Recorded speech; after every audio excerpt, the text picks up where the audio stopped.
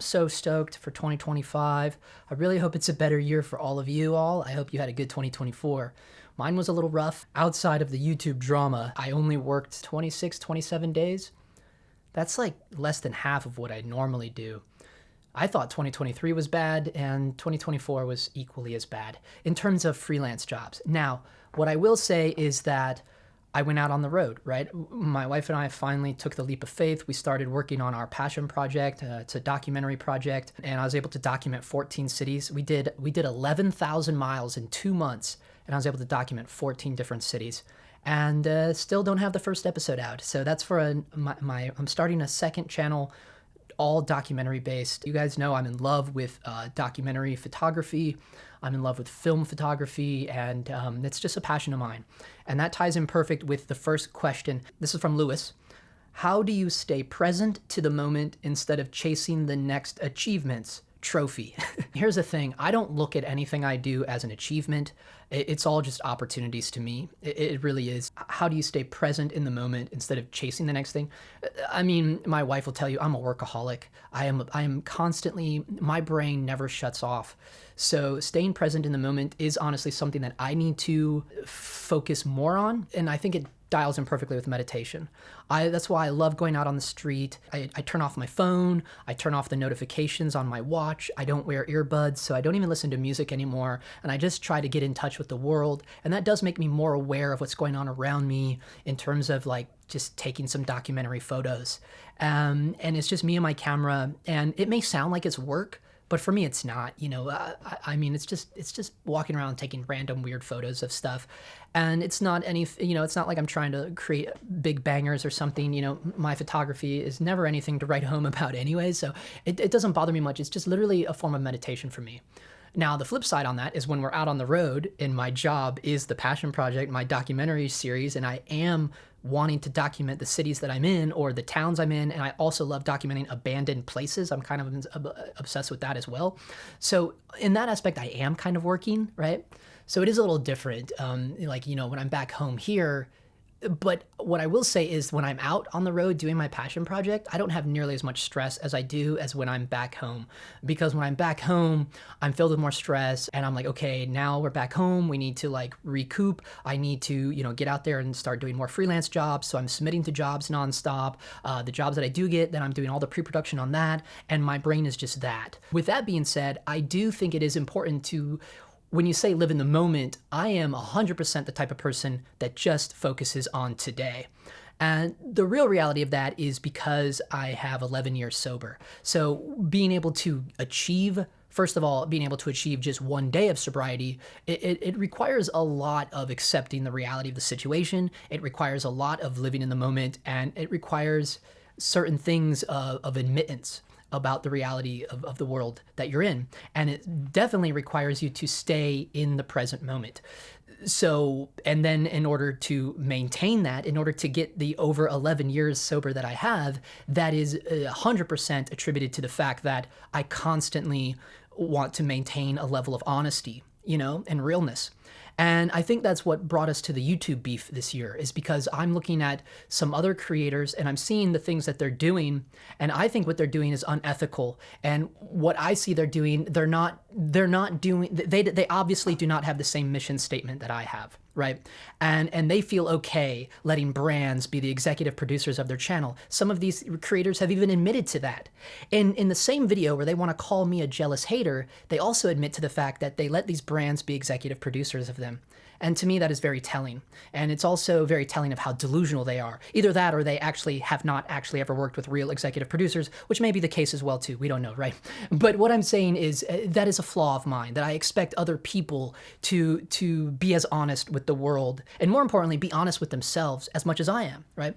And that may be like a prideful thing that I need to work on. Could be what some people in some circles would call a character defect that I have, okay? I pride myself on my sobriety. I'm very proud of my 11 years. I have over 11 years, and I'm proud of that. And I know one of the main reasons how I achieve that and I maintain that is because I stay in the moment, and not just the moment, but the reality. I stay in the realness, and I always push myself to be honest and real.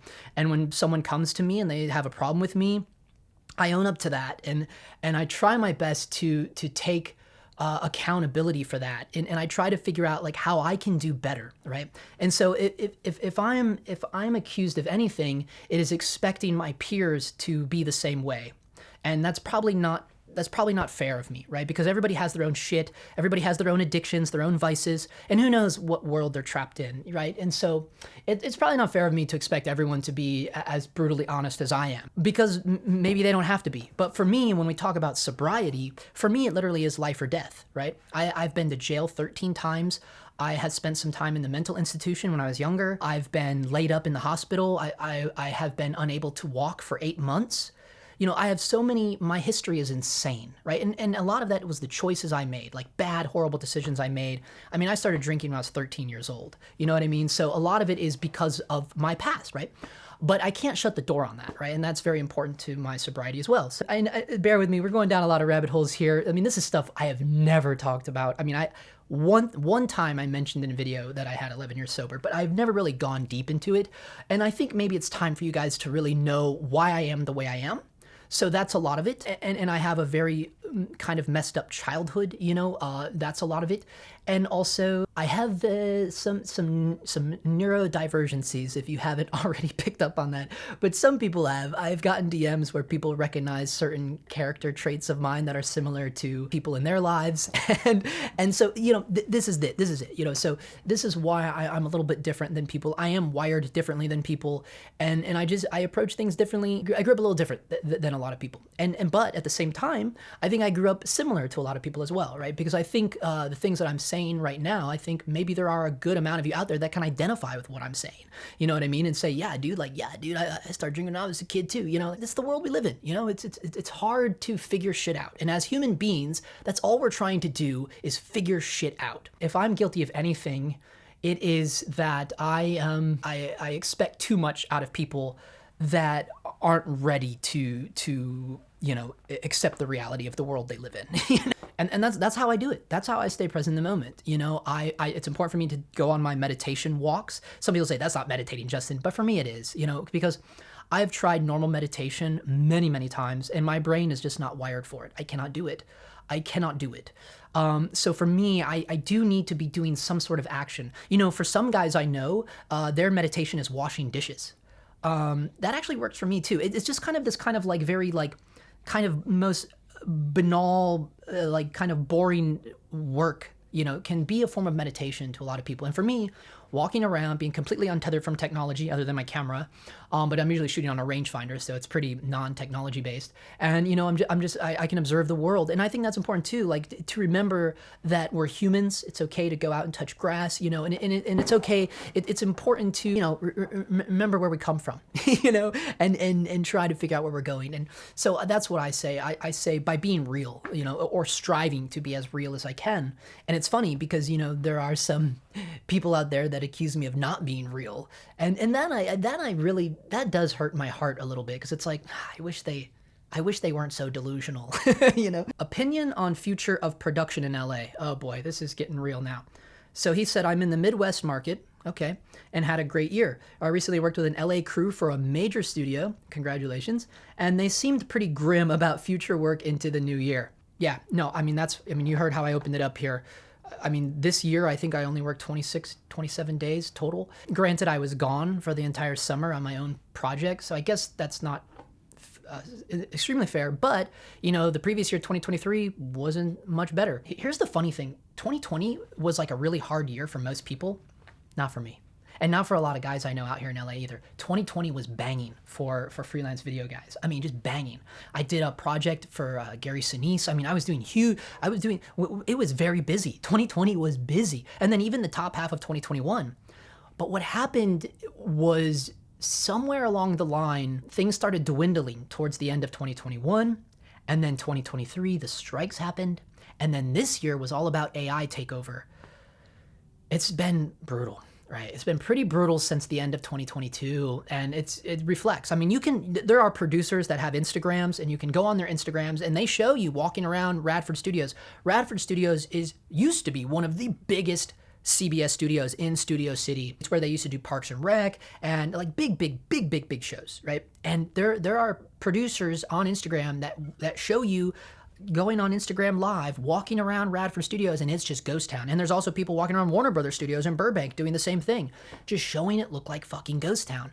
And it's just like, fuck, dude, it's crazy. A buddy of mine, shout out to Jimmy Grobe, he is a union media wrangler.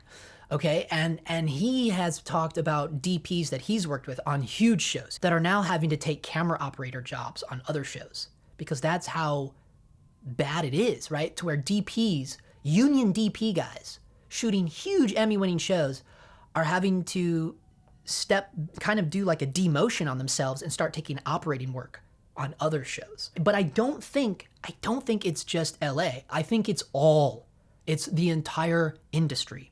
Worldwide. If you're gonna do anything, figure out how you can be your own executive producer. And if you're gonna start getting on YouTube, do me a favor. Don't do what these other yahoos do and don't make commercials.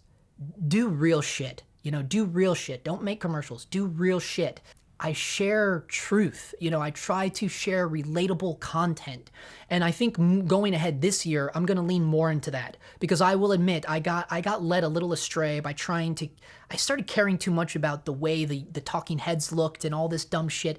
And as you can tell from this video today, like I'm just sitting in the garage. I don't care anymore. Like I care more about just being really raw and real with you guys, getting back to my roots, getting back to when I first started doing these YouTube videos in January of 2019, right? Back how I used to do it, but now with all the knowledge and experience that I have. Because when I first started making YouTube videos in 2019, I did not have the work experience I have now. The whole reason of this channel was to document my transition from being an actor for many, many years. Like we're talking over 2 decades, transitioning from that into a director, producer, cinematographer, right? So that's how this all happened. I did not pick up a camera until 2017. Get the jobs you can. Get the jobs you can 100%. I don't think the difference in LA, the slowness of LA, I don't think it's exclusive to LA. I think it's fucking everywhere. And what I think it is a prime example of, it is time to really start making your own shit. Because now is the time. Because we even see huge stand-up comedians who are avoiding Netflix altogether and just going the route of, I'm gonna put my own stand-up special on my own YouTube channel and reap all the benefits. They're cutting out the middlemen. Rather than putting something on Netflix, they're putting it straight on their own website or better yet, YouTube. There are plenty of examples out there of people that have grown their business off of YouTube, right? But they did it without having to sell out, right? So that is also a trick too. It's fine if you want to sell out, but there is a huge difference between being sponsored versus being a mascot. And a lot of people in our specific camera industry on YouTube, they are straight up sign spinners on the road. They are mascot salesmen. They are not just sponsored. They are mascot salesmen, literally creating commercials. That I would steer away from, because that is, in my opinion, those channels are giving channels like mine negative light, because there are people out there like me that are seeking honest, raw, honest, unfiltered reviews. And you're not going to get that out of someone that is connected with a company that connects brands with YouTubers, and their whole ambition is to create case studies for brands and create commercials for brands, right? So I would highly encourage all of you to stay away from going that route. Okay, so then moving on with the same one. Thanks for this comment again, Magic. He says, sneaking in a second question. I see you there. I used to be obsessed with new cameras, but less and less now every year. Same, 100% same. He said, bigger productions typically stay with the same camera type on every set. 100% true. How do we shift the YouTube hype away from the cameras and more toward lenses and more so lighting gear that truly make the image quote unquote cinematic? We gotta stop putting that on the camera. 100% agree with you. I, for one, too, don't give a fuck about honestly, any gear. I really don't care about any gear anymore. But a video that I did that I think is really solid advice about building a lighting kit that is versatile is one where I broke down this movie called 18 and a half. I'll put a link to it. It probably got slept on because the thumbnail kind of sucks. It's just me, and there's like all this like junk behind me, but it's just lights, right? But it's called Hollywood Lighting, and it's bubble lettering. It's a horrible thumbnail, but I'm gonna leave a link to that video, and if you haven't seen that, please watch that after this. I really explain like how anyone can build a really awesome, truly versatile lighting kit. And I based it off of that movie because the movie was really ultra low budge, but I thought their lighting package was really good based upon its versatility. Mind you, I spent nearly 3 years being a gaffer here in LA. So I understand, one, what it's like lighting very ultra low budget stuff, both in the narrative world, music videos, and documentaries. The reality is, you don't need as much shit as you think you do. That's why I spent this whole year purging so much. And plus I don't gaff anymore because I just don't care about that anymore. I'm not an actual gaffer. So that you got to be careful of too. When you start acquiring too much lighting gear, your DP friends, when they see that you don't have a job but they do, they'll be like, "Hey, you want to be my gaffer?" And then before you know it, the whole town thinks you're a gaffer when you're not. You're just a DP that actually has lighting gear and a van. That's why I'm like, fuck, it's like I'm out. Because I had producers being like, "Oh, you shoot?" And it's like, yeah, that's actually what I really do, but they don't know that. So you have to remember that too. Whatever your last job was, that's what the town knows you as. Don't get it twisted. And I would stress it. To me, it's also not even about, maybe the lenses, we could give the lenses some credit, okay? But most of us can't afford the good ones, not even to rent them, right? So let's be real, certainly not the jobs that I do. They can't rent the lenses that we want. They're like $500 a day. Hell, that's someone's day rate. It's like, fuck. The reality is, if you're low scale like I am, I'm working ultra low budget stuff, there's only been a very small amount of jobs that I've done in my entire 7-year career. When I say 7, I've only spent 7 years as a DP, guys. The decades that I've had in the industry is as an actor. I started acting in 2002, but I didn't transition over into the camera world until 2017. So bear that in mind too, right? I think a lot of people watching this show are probably working on much bigger projects than me, which is amazing, which is awesome. I don't think we should be putting credit onto any gear. I don't care if it's lights, lenses, cameras, whatever the fuck it is, right? 100% it is the human being. And Roger Deakins, he is the man. He was talking about, how he would love to get down to one light, and there's some famous DP that said that before he died, and that's where Deakins got it from. But I love that too. And this is why I stress the documentary photography thing, the street photography so much, because I really do think it makes you a better composition, framing. I think it's a great practice. Just start walking around with a camera, and they all, ASC, every year, man, they have an entire month dedicated to the photography of their members, the American Society of Cinematographers. And that's why I never understood why audience members of this channel don't watch the photography videos that I put out. It's like it all correlates the same thing to me. And I've literally had people say, "I'm unsubscribing. This isn't what I signed up for. You're doing too much street and all this stuff." It's like, okay, an image is an image to me. I don't care if it's 24 in a row or if it's one single image. So I'm not going to cater to the algorithms. I do what I want to do. That being said, though, there is going to be the second channel, but that is a documentary series. So just a heads up on that. But the question is, like, how do we shift the YouTube hype away from the cameras? Look, you saw me try to do that, and you saw how well that went for me, right? But it really boils down to stop making commercials. It is hard, because there'll always be even people like me that have firm mission statements, and I don't sign contracts, and I don't let people, I don't let companies pre-screen my videos. I don't allow any talk about controlling the content whatsoever. Because if they do, I just ghost them. I just fuck them, ghost them, right? But that takes a hard stance, because over time, you're going to get less and less, the pool gets smaller. It makes sense why a lot of these guys just have Squarespace and that's it, because that makes sense, because it's like, yeah, that's a thing that you don't really have to make a commercial for. It's just a website builder, and it explains why some people have that. Like, I wish I could find something like that.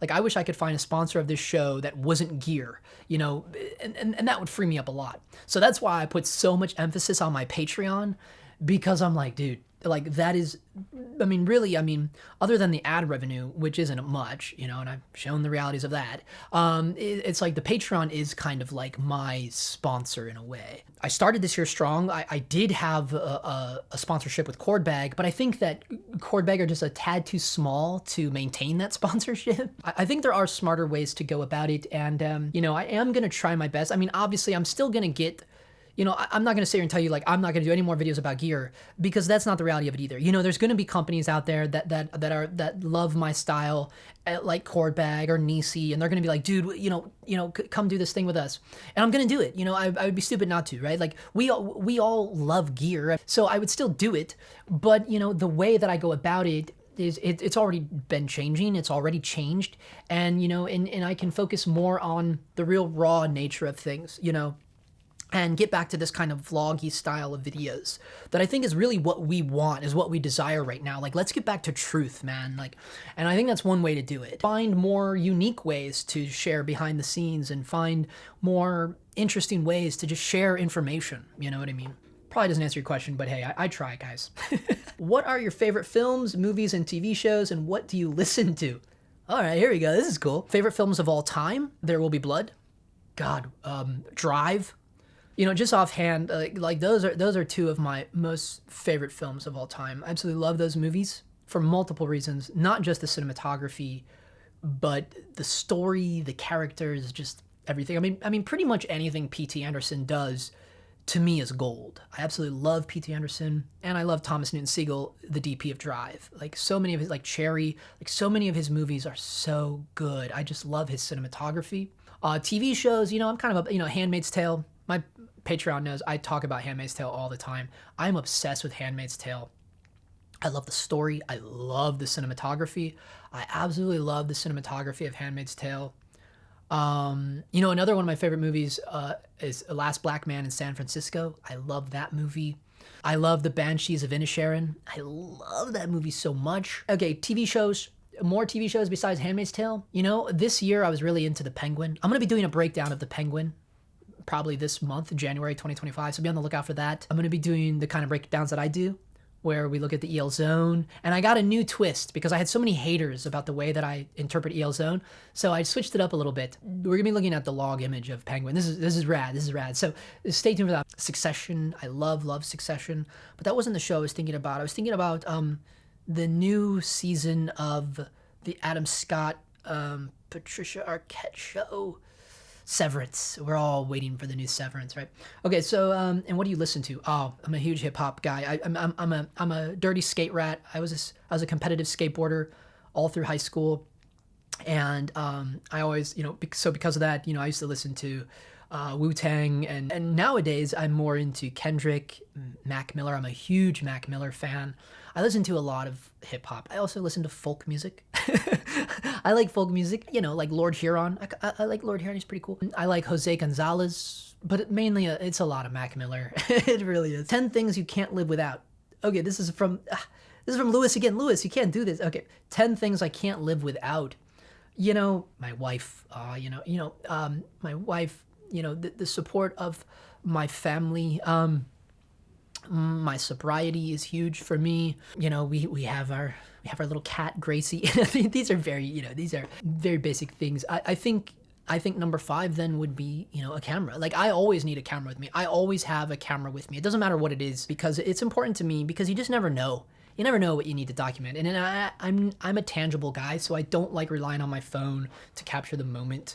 I like real things with dials and things, and real lenses and things like that. So let's just keep it to top 5, because the other stuff I feel like it doesn't matter. In other words, like, those 5 things I actually need. I mean, other than the basics, like food, water, shelter, like, other than the basics, like, those to me are the 5 things I need. Like, like your partner, your family, your pets, your health, which to me is my sobriety, and a camera. Like, that's really all I need. Anything else is just fodder, is just bonus. Okay, what's your holy trinity of lenses?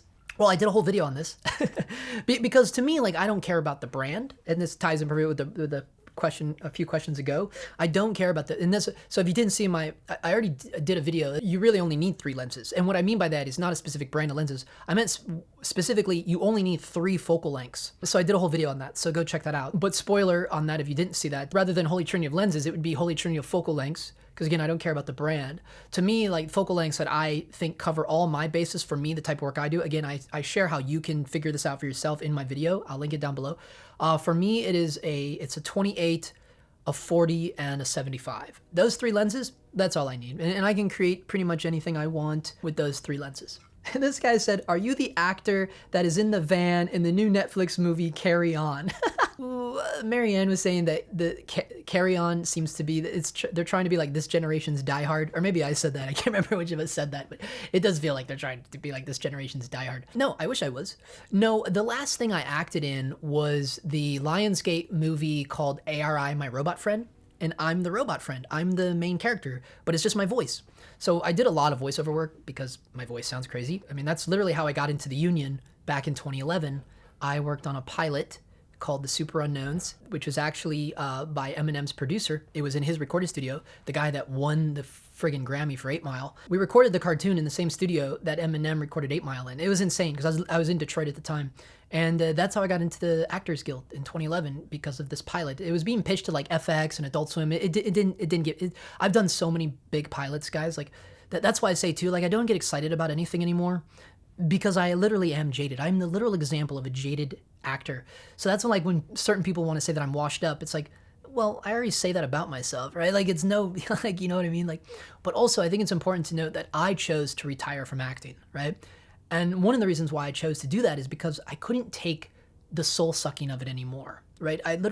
This town just sucked the passion out of me. And I am like literally a classically trained actor. I trained at the Moscow Art Theater School. I have a master's in theater. I'm literally trained to do this shit. I spent like 2.5 years at Groundlings. Like I'm trained to do this. And the town just sucked the passion out of me. But that was after many, many years. Many. We're talking like 2 decades. So check it out. I think it's on Amazon and Apple TV. It's called ARI, My Robot Friend. And yeah, I do the voice of the whole guy. How much should you pay a BTS camera op? How much? Okay, I'll tell you. I actually keep a list of what I pay my crew, or not what I pay, because this is a thing here too. Even though I am LLC production team, I don't ever want to let the checks go through me unless I literally am a producer on that show. But if I'm not being credited as a producer, I don't never let checks go through me. You don't ever want to take, if you're not actually a producer on the show, do not let them funnel the paychecks through you.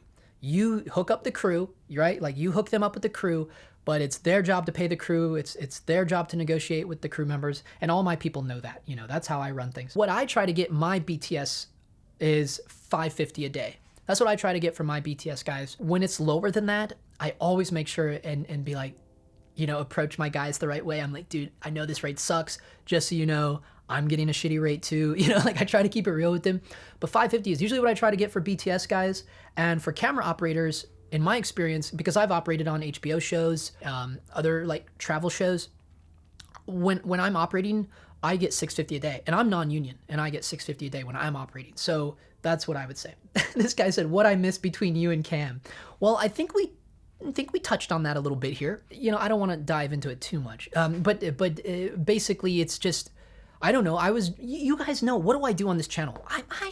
I'm unfiltered, man. Some of these videos I treat like therapy sessions, let's be real. And some of you know that, right? Like I'm literally just going through the waves, Maybe that's my fault for putting it online, right? Maybe I just need to make the videos and then sit on them. And I've done that with plenty of videos.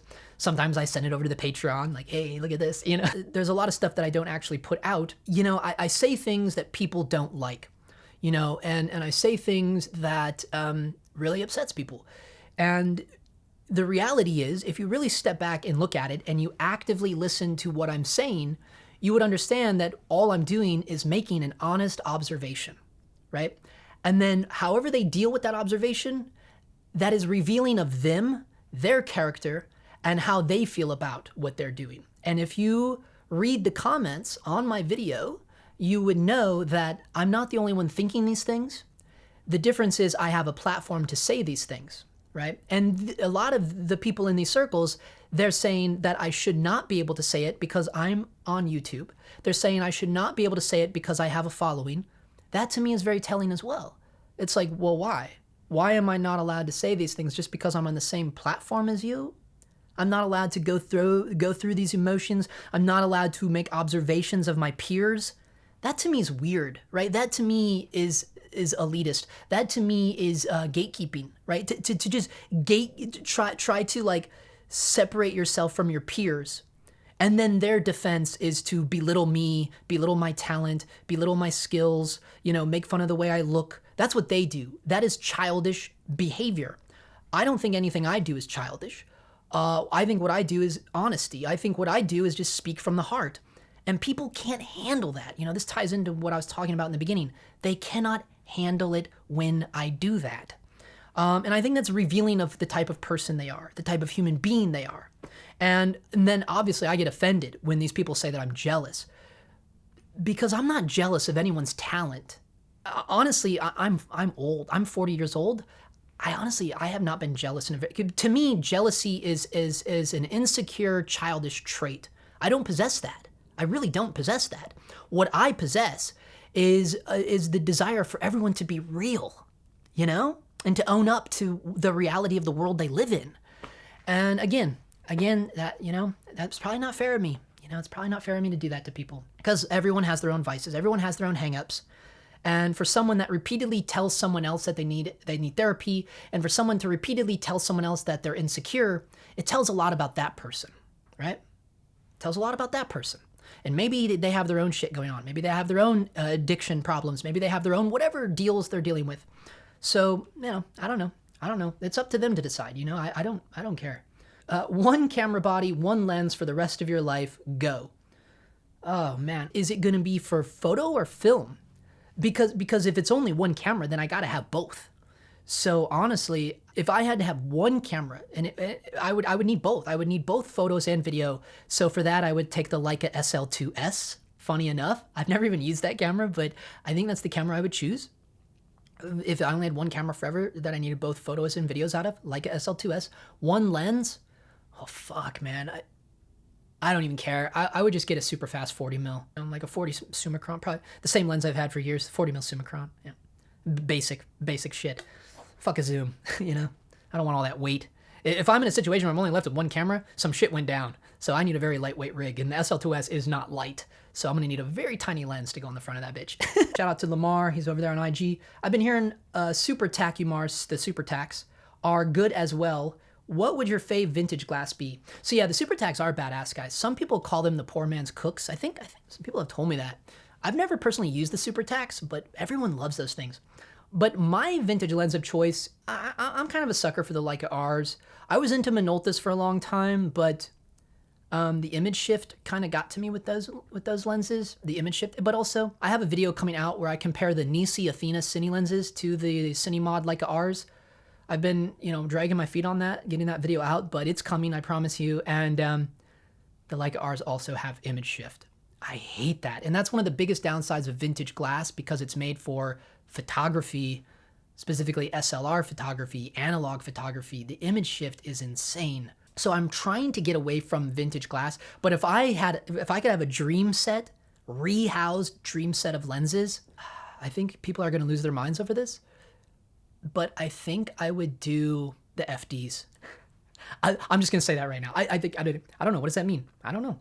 Rehoused. If I could have true rehoused cine lenses just given to me, it would be the Canon FDs. Okay, someone said FX6, why not the C70? Shout out to Bana's World.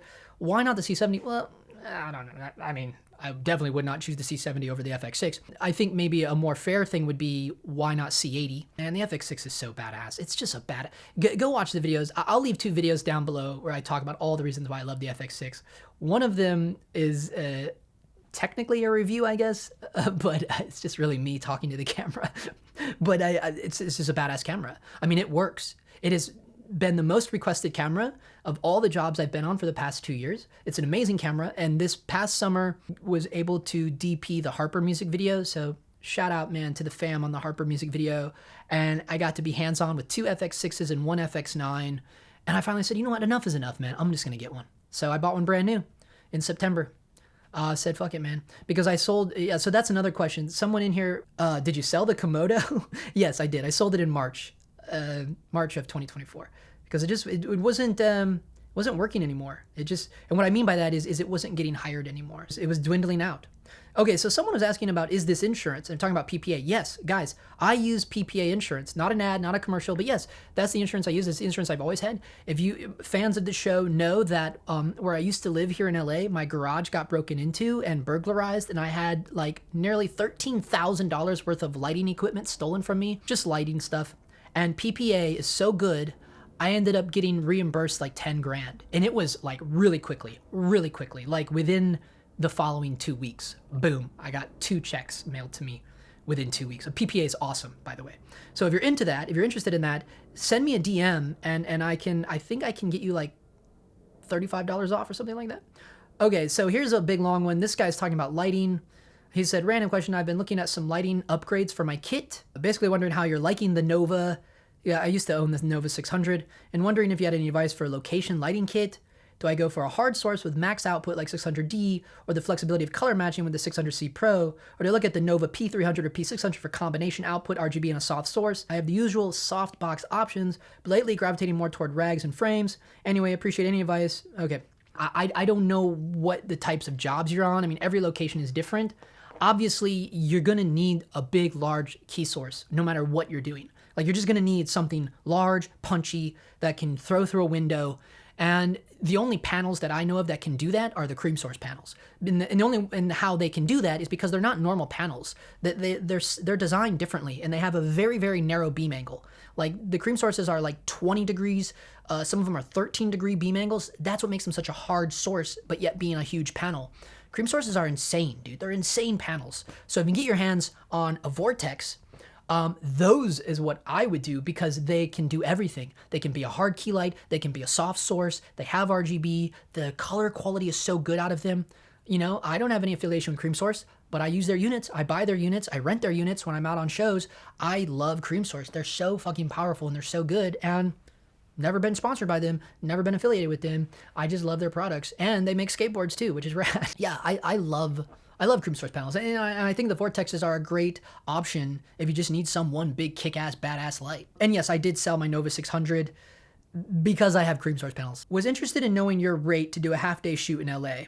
Okay, so I think maybe, I don't know if they were just asking that or if they were legit like looking to hire me or whatever, but guys, my rates are dependent on the job, they're dependent on the project, and they're dependent on the budget. And a lot of people, you know, they get weird about that. They don't like to negotiate. They don't like to reveal the budget. Just give me your rate. Just give me your rate. And I usually stop talking to those people when that happens. It's like, look, if you don't want to negotiate, and if you don't want to share your project or the details about your project, then what are you looking for exactly? Like, you're not looking for a collaborator. You're just looking for a hired gun. And I'm sorry, I don't want to do that. Like I want to collaborate. Like, that's, you know, but again, I grew up, you know, in the filmmaking world and started acting when I was a teenager. So I have a different kind of look at things. Like, you know, that's what makes me a different DP, director, producer guy, because I look at things differently. You know, I pay more attention to the story and the acting than the lighting, you know, which is obvious because there are people out there that love to trash talk my lighting or whatever. But to me, I think that story is 10 times more important than the lighting. I've been reading scripts for fucking 25 years. It's all I do, you know, like, so, and having not only that, but having to interpret those scripts as an actor. Right. And as a director, I've directed my fair share of stuff and produced my fair share of stuff. So it is a little different, you know, a lot, but it makes sense why YouTube camera people are focused so much on images. That's their thing. That's their bread and butter. I get it, but it's not the end all be all, guys. The script to me is everything. If we put more emphasis on script, if you start looking more at the script and choosing the projects you're doing, and hopefully you're not backed against a corner, and you can choose good scripts. Because even me, I've taken jobs with shit scripts. I'll admit it. But then again, I also got to shoot The Chair, which went viral, by the way. You know, that was just me and Tristan. Me and Tristan lit that whole thing. So the lighting is not exactly what I would do. That was years ago, by the way, like when I first got the Komodo. But it is exciting to see like little scripts like that. And now those guys are huge. Popcorn culture is huge. Their channel is viral. Like every video they put on Instagram is huge. I'm a little bummed that I couldn't be their camera guy, but you know, I'm sure like you know, they found someone better or quicker, you know, because I'm quite slow in my process. You know, I'm very anal and OCD about everything I do.